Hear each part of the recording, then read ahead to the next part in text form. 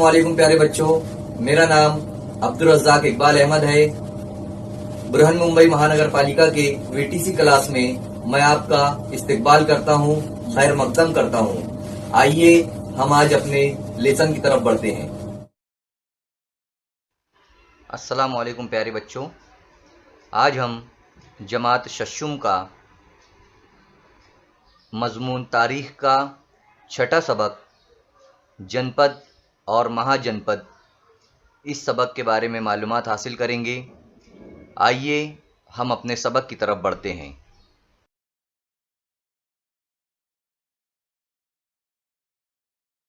यहाँ पर हमारे सामने भारत का नक्शा दिया गया है और इस खाके के अंदर 16 महाजनपदों के जो है तो नाम दिखाए गए हैं और वो कहाँ पर वाक़े थे, वो जनपदें, उनको भी जो है तो बताया गया है।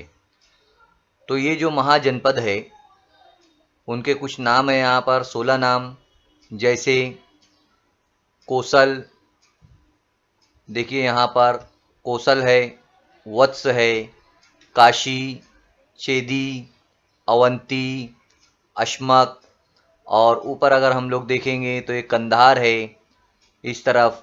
इसके अलावा कंबोज और पांचाल, मल, वर्जी, अंग, मगध, काशी, तो ये तमाम जितनी भी यहाँ पर महाजनपदें हैं उनको जो है तो यहाँ पर बताया गया है, उनके नाम जो है तो दिए गए हैं। आइए अब हम इसको तफसील से जो है तो आगे देखते हैं। सबसे पहले हम यहाँ पर देखेंगे जनपद के बारे में कि जनपद जो है किसे कहते हैं, और उसके बाद हम देखेंगे महाजनपदों के बारे में। तो यहाँ पर हमें सबसे पहले कब्ल मसीह का मतलब को समझना है। यहाँ पर दिया हुआ है तकरीबन 1000 कब्ल मसीह से 600 कब्ल मसीह का ज़माना तस्लीम किया जाता है। इस ज़माने में जनपदें वजूद में आईं। ये जनपदें छोटी छोटी रियासतें थीं। तो हमें सबसे पहले कब्ल मसीह का मतलब समझना है। अभी जो हम सालों में जो सन का इस्तेमाल होता है वो सन ईसवी कहलाता है ना। और ये ईसा अलैहिस्सलाम की पैदाइश के दिन से जो है तो साल का शुरुआत हुई थी। वहाँ से जो है तो ईसवी का जो सन है उसको स्टार्ट किया गया था। आज 2021 साल चल रहे हैं, यानी 2021वां साल जो है तो स्टार्ट है, यानी ईसा अलैहिस्सलाम की पैदाइश से उस दिन को पकड़ा गया है और 2021 साल लगभग होने पर आए हैं। तो ईसा अलैहिस्सलाम से पहले का जो ज़माना है वो कब्ल मसीह उसे कहा जाता है। मसीह जो लफ्ज़ है वो ईसा से लिया गया है। तो मसीह तो समझ गए आप लोग, कब्ल मसीह यानी उनकी पैदाइश से पहले का ज़माना। तो ईसवी साल शुरू होने से पहले जो कब्ल मसीह का दौर था, यानी 600 और 1000 साल के जो बीच का दरमियान का जो वक्फ़ा था, उसका जो वक्त था, उस वक्त में उन 400 सालों के दरमियान जनपदें वजूद में आई थी। अब जनपद है क्या? जनपद यानी कि इलाके, है ना। बड़ी बड़ी जो छोटी छोटी पहले रियासतें वजूद में आई, यानी छोटे छोटे हिस्से रियासतें वजूद में आए, वहाँ पर आबादी हुई, वहाँ पर कुछ लोगों ने हुकूमतें किए। तो ये है छोटी छोटी रियासतें यानी कि जनपदें, और बड़ी रियासतें यानी कि महाजनपदें। जनपद का मतलब हो गया, समझ लो यहाँ पर इलाका या तो रियासत। ये बात समझ में आ गई होगी अभी आप लोगों को। अब जनपद के मुअम्मर अफराद, मुअम्मर यानी बुजुर्ग अफराद जिनकी उम्र ज़्यादा हो गई है, जनपद के मुअम्मर अफराद की गण परिषद हुआ करती थी। एक गण परिषद हुआ करती थी, यानी उन लोगों की एक कमेटी हुआ करती थी जो मिलकर वहाँ पर वो लोग कुछ फैसले किया करते थे। गण परिषद के अराकीन इज्तिमाई तौर पर बहस करके उमूर हुकूमत से मुताल्लिक फ़ैसले किया करते थे, यानी हुकूमत को किस तरीके से चलाना है ये फ़ैसले वो लोग किया करते थे। इस तरह के बहस व मुबाहिसे जहाँ होते, इसे जलसाए गाह को, उस जलसाए गाह को संथागार कहा जाता था। ये भी आप लोगों को याद रखना है कि उसे जो है तो संथागार कहा जाता था, जहाँ पर मोअम्मर अफराद मिलकर यानी बुजुर्ग अफराद मिलकर हुकूमत को किस तरीके से चलाना है इस बात के जहाँ पर फैसले किए जाते थे, उसे संथागार कहा जाता था। आप लोगों के सामने यहाँ पर बहुत सारी जो है तो जनपदें जो है तो दी गई है, और साथ ही साथ बर्र सगीर हिंद भी बताया गया है। बर्र सगीर हिंद किसे कहते हैं? बर्र सगीर हिंद आप लोग देख सकते हैं। बर्र सगीर हिंद के अंदर पाकिस्तान, अफ़गानिस्तान, नेपाल, भूटान, बांग्लादेश, म्यांमार, श्रीलंका, ये तमाम इलाकों को मिलाकर जो है तो बर्र सगीर कहा जाता है। तो बर्र सगीर हिंद के अंदर ये तमाम चीज़ें आती है। साथ ही साथ अफ़गानिस्तान से मशरिक में बिहार है ना, आप लोग बिहार भी जो है तो देख सकते हैं, यहाँ पर बिहार की तस्वीर है, बिहार दिखाया गया है। बंगाल और उड़ीसा तक का जो इलाका था और जुनूब में महाराष्ट्र तक ये जनपदें फैली हुई थी, है ना, ये जनपदें जो है तो यहाँ तक फैली हुई थी। इसी तरह महाराष्ट्र का कुछ हिस्सा उस वक्त के अशमक नामी जनपद में जो है तो आता था। महाराष्ट्र जैसा कि हमारी रियासत है तो उसका हिस्सा जो है तो यहाँ पर आता था, अशमक जनपद में जो है तो आता था। इसी तरह पाली और अर्धमागधी अदब में इन जनपदों के नाम जो है तो पाए जाते हैं। यूनानी तारीख नवीसों जो तारीख लिखते थे, यूनान से जो आए थे और जो तारीख लिखा करते थे, उनकी तहरीरों में यानी उनकी तहरीर जो लोग लिखा करते थे उसमें भी जो है तो इन जनपदों के बारे में और यहाँ के बादशाह लोगों के बारे में, यहाँ पर जो जमहूरियत चलती थी इनके बारे में, और जो गण परिषद में अभी आप लोगों को बताया, इन तमाम के बारे में मालूमात जो है तो हमें मिलती है। इतना जो है तो आप लोगों को याद रखना है कि गण परिषद किसे कहते हैं और कहाँ कहाँ पर कौन कौन से महाजनपदें वाक़े हैं। अब हम यहाँ पर महाजनपदों के बारे में देखेंगे कि महाजनपदें कौन सी थी, है ना। तो यहाँ पर हमारे सामने 4 महाजनपदों के नाम दिए गए हैं। एक है कौशल, वत्स, अवंती और मगध। तो ये 4 जनपदें हमारे सामने दी गई है। कौशल के अंदर यहाँ पर बताया गया है महाजनपद, कौशल महाजनपद हिमालय के दामन में नेपाल और उत्तर प्रदेश में फैली हुई थी। शरावस्ती, कुशावस्ती और साकेत इस रियासत के मशहूर शहर थे, आप लोग जैसा कि नक्शे में देख सकते हैं। इसी तरह शरावस्ती कौशल महाजनपद की राजधानी थी। गौतम बुद्ध शरावस्ती की मशहूर खानका विहार जैतवन में तवील अरसे तक क़याम पजीर थे। कौशल का राजा परसेनजीत वर्धमान महावीर और गौतम बुद्ध का हम असर था, है ना। कौशल का जो राजा था परसेनजीत, वो वर्धमान महावीर और गौतम बुद्ध का हम असर था, यानी उनका मानने वाला था।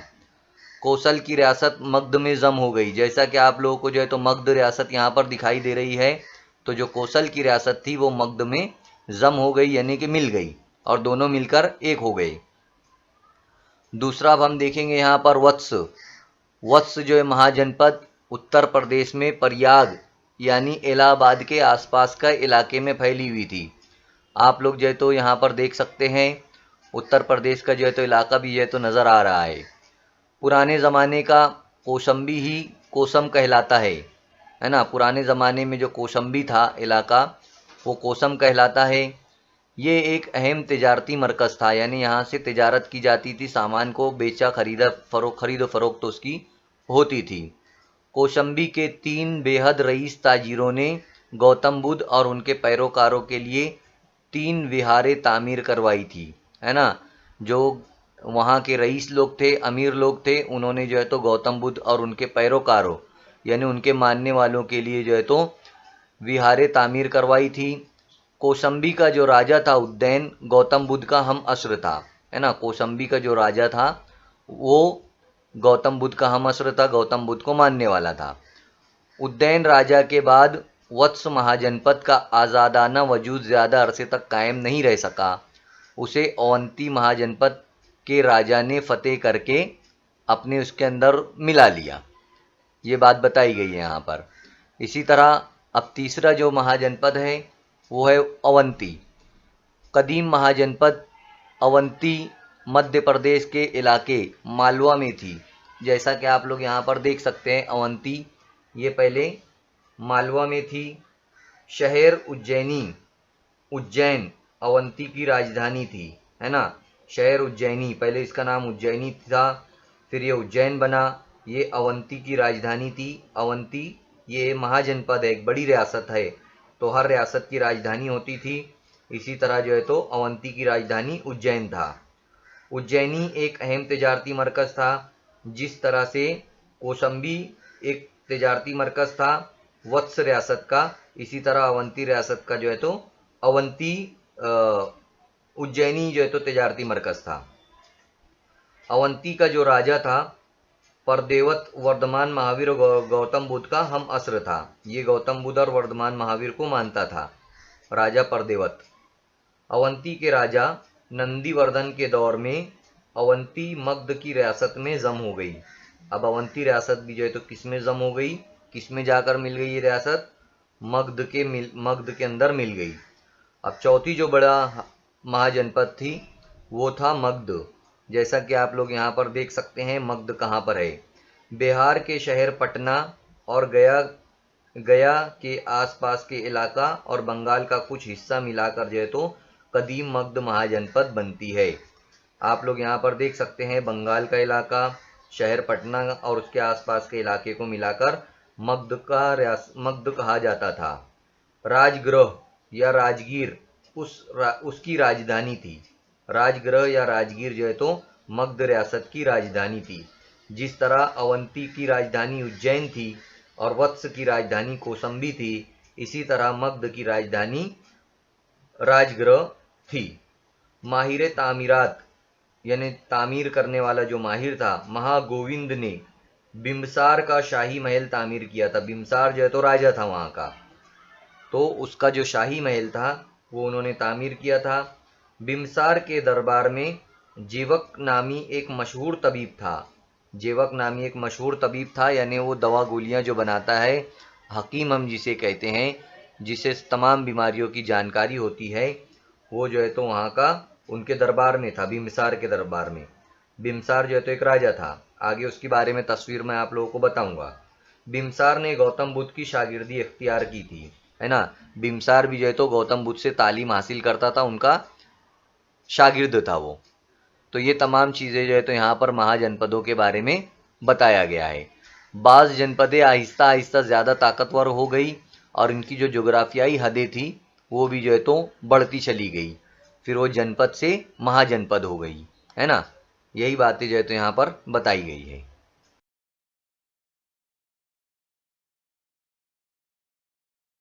अब हम यहाँ पर देखेंगे मगध रियासत का उरूज, है ना। उरूज का मतलब होता है बढ़ना, है ना। तो मगध रियासत जो है तो जब बढ़ रही थी उसके वक्त की बात देखेंगे हम लोग यहाँ पर। बिम्बसार के बेटे अजात शत्रु ने भी रियासत मगध की तौसी का बेड़ा उठाया। यहाँ पर आप लोग जो है अजात शत्रु की तस्वीर देख सकते हैं, यह है अजात शत्रु की तस्वीर। उसने मशरिक के कई जमहूरी रियासतों को फतेह किया। मशरिक की जमहूरी रियासतें आप लोग नक्शे में देख सकते हैं, मशरिक जो है तो इस तरफ आता है। तो यहाँ की जो रियासतें थी उन्हें फतेह कर लिया उसने बुद्ध मज़हब कबूल कर लिया था। और गौतम बुद्ध के महापरिनिर्वाण इंतकाल के बाद अजात शत्रु के दौर में राजगृह के मुकाम पर बुद्ध मज़हब की पहली संगति यानी कॉन्फ्रेंस मुनक्किद हुई, है ना। उसने बुद्ध मज़हब कबूल किया था और गौतम बुद्ध के महापरिनिर्वाण यानी इंतकाल के बाद अजातशत्रु के दौर में राजगृह के मुकाम पर बुद्ध मज़हब की पहली संगति यानी कॉन्फ्रेंस मुनक्किद हुई थी। आप लोग यहाँ पर गौतम बुद्ध की तस्वीर भी जो है तो देख सकते हैं। अब अजातशत्रु के अहद में मगध की नई राजधानी पाटलीगिराम की बुनियाद डाली गई। पाटलीगिराम की बुनियाद डाली गई। आगे चलकर वो पाटलिपुत्र के नाम से मशहूर हुई। पाटलिपुत्र मौजूदा शहर पटना के अतराफ में होना चाहिए। आज पाटलिपुत्र बिहार की राजधानी है, यानी उसका नया नाम पटना है। है ना। अजात शत्रु के बाद मगध के जो राजा हो गुजरे हैं, इनमें शिशुनाग अहम राजा था। इसने अवंती, कौशल, वत्स रियासतों को मगध में शामिल किया। जैसा कि अभी मैं इससे पहले आप लोगों को बताया, जो 4 महाजनपदें थी, बाद में जो है तो वो मगध में मिल गई थी 3। तो वही यहाँ पर बताया गया है। शुमाली हिंद का तकरीबन सारा इलाका मगध के ज़ेर इक़्तिदार आ गया। इस तरह मगध रियासत ने तश्कील पाई, यानी मगध रियासत जो है तो बढ़ गई। यहाँ पर आप लोग जो है तो पाटलिपुत्र का जो बताया गया है वो तस्वीर भी दी गई है। यहाँ पर राजगृह का मुकाम भी बताया गया है। गौतम बुद्ध की तस्वीर है, अजात शत्रु की भी तस्वीर दिखाई गई है।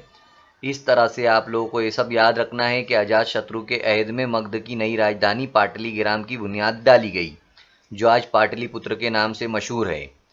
इसी तरह बिम्बसार का जो बेटा है वो अजात शत्रु था, वो भी जो है तो गौतम बुद्ध को मानता था। ये तमाम बातें आप लोगों को ज़हन में रखना है। अब हम यहाँ पर देखेंगे रियासत मगध के नंद राजा, है ना। मगध जो रियासत बनी थी, जो बहुत बड़ी रियासत थी, बहुत बड़ी महाजनपद थी, तो उसका जो राजा था उनका नाम था नंद राजा। आप लोग जो है तो नंद राजा के बारे में अब मालूमात हासिल करेंगे हम लोग। 364 कब्ल मसीह से 324 कब्ल मसीह, है ना। कब्ल मसीह का आप लोगों को मैं मतलब समझा चुका हूँ।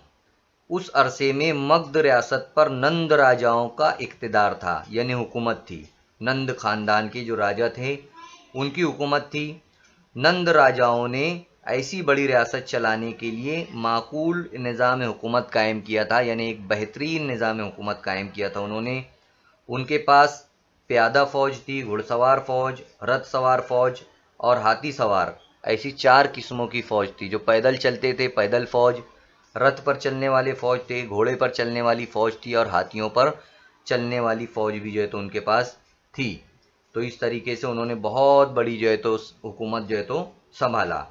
उन्होंने औज़ान की पैमाइश का मेयारी तरीका भी कायम किया, यानी वज़न को, नापतोल को किस तरीके से बेहतर तरीके से नापा जाए, उसके लिए जो है तो उन्होंने नए नए तरीके भी निकाले। धनानंद नंद खानदान का आखिरी राजा था। आप लोग तस्वीर में देख सकते हैं, धनानंद की तस्वीर यहाँ पर आप लोगों को दिखाई गई है। धनानंद जो है वो नंद खानदान का आखिरी राजा था। इसके बाद जो है तो नंद खानदान खत्म हो गई, नंद हुकूमत खत्म हो गई थी। और धनानंद के दौर में मगध रियासत की तौसी मगरिब में पंजाब तक हो चुकी थी। धनानंद के अहद में, उनके ज़माने में, एक नौजवान जिसका नाम था चंद्रगुप्त मौर्य, उन्होंने पाटलिपुत्र को यानी पटना को फतेह करके नंद खानदान का खात्मा कर दिया। आप लोग जो है तो चंद्रगुप्त मौर्य की तस्वीर भी जो है तो देख सकते हैं। इन्होंने जो है तो जो नंद खानदान था, जो नंद हुकूमत थी, उसे ख़त्म कर दिया और मौर्य हुकूमत की जो है तो बुनियाद उन्होंने डाली। आगे के सबक में हम देख लेंगे मौर्य हुकूमत के बारे में तफसील से। तो आप लोग इतना यहाँ पर समझो कि नंद खानदान का आखिरी राजा धनानंद था और चंद्रगुप्त मौर्य ने उनके अहद का खात्मा किया और मौर्य सल्तनत की जो है तो बुनियाद डाली। ये बताया गया है यहाँ पर।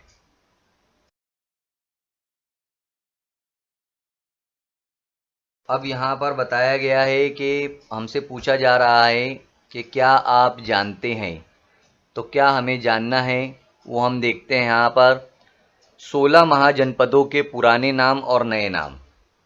जो 16 जनपदें हैं उनके पुराने नाम क्या थे और आज जिन नए नाम उनके क्या है, वो यहाँ पर बताया जा रहा है। पहली जो जनपद है वो है काशी। तो काशी का पुराना नाम बनारस, काशी का नया नाम बनारस है। पहले इसे काशी कहा जाता था, जनपद थी ये, उसका आज नया नाम बनारस है। कौशल था पुराना नाम, अब वो लखनऊ कहलाता है। लखनऊ, बहुत सारे लोग उत्तर प्रदेश से ताल्लुक़ रखते होंगे तो आप लोगों को पता होगा, लखनऊ जो है तो शहर है। तो लखनऊ कौशल पहले था ये। फिर उसके बाद मल आज गोरखपुर है। वत्स जो था आज वो इलाहाबाद कहलाता है। चेदी कानपुर कहलाता है आज। कर्रू दिल्ली, दिल्ली का पहला कर्रू कहते थे दिल्ली को। पांचाल, पांचाल का नाम रोहिलखंड है आज। मत्सिया, पुराना नाम मत्सिया, आज उसे जयपुर कहा जाता है, राजस्थान में है। इसी तरह शोरसीन, मथुरा है आज उसका नाम। अशमक, अशमक का नाम, पुराना नाम अशमक था, आज नया नाम औरंगाबाद है, महाराष्ट्र में है, ये हमारी रियासत में है। इसी तरह 11वां जो महाजनपद थी अवंती, आज उसका नाम उज्जैन है। 12वां अंग, अंग का आज नाम है चंपा, मशरकी बिहार का जो इलाका है। इसी तरह 13वां नंबर है मगध, मगध को आज जुनूबी भारत, जुनूबी बिहार में जो है तो मगध है। 14वां है विरजी, विरजी जो है तो शुमाली बिहार का इलाका है आज। गांधार पेशावर है, आज उसका नाम कंबोज, कंधार के करीब का जो है तो इलाका कंबोज है। तो इस तरीके से पुराने वक्त में इन महाजनपदों का नाम क्या था और आज के वक्त में फ़िलहाल इनके नाम क्या है वो यहाँ पर बताया गया है। इस तरीके से यहाँ पर हमारा ये जो सबक था जनपद और महाजनपद, ये सबक नंबर 6 हमारा यहाँ पर ख़त्म होता है। और इसमें तमाम बातें जो है तो बताई गई है कि जनपद किसे कहते हैं, महाजनपद किसे कहते हैं। 4 महाजनपदों के नाम बताए गए हैं, कोसल, वत्स, अवंती, मगध, फिर वो कहाँ पर वाक़ है, ये तमाम बातें जो है तो बताई गई है। आप लोग जो है तो इसको और एक मर्तबा वीडियो को अच्छी तरीके से देखकर इसकी मश्क कर सकते हैं और अपने उस्ताद से भी रब्ता कायम करके और अच्छी तरीके से समझने की कोशिश कर सकते हैं।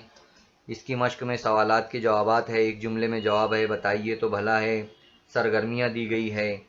ये तमाम चीज़ें आप लोगों को किताब में देखकर करना है। उम्मीद करता हूँ मैं कि आप लोगों को ये सबक अच्छी तरीके से समझ में आ गया होगा। इंशाअल्लाह ताला नेक्स्ट वीडियो में हम फिर मिलेंगे। अल्लाह हाफिज़। उम्मीद करता हूँ कि आप लोगों को जो कुछ सबक में समझाया गया है वो तमाम चीजें समझ में आ गई होगी। आप लोगों को जो होमवर्क दिया गया है वो आप लोगों को करना है अपने असातिज़ा की मदद से, अपने साथियों की मदद से। और नेक्स्ट लेसन में हम फिर मिलेंगे इंशाअल्लाह।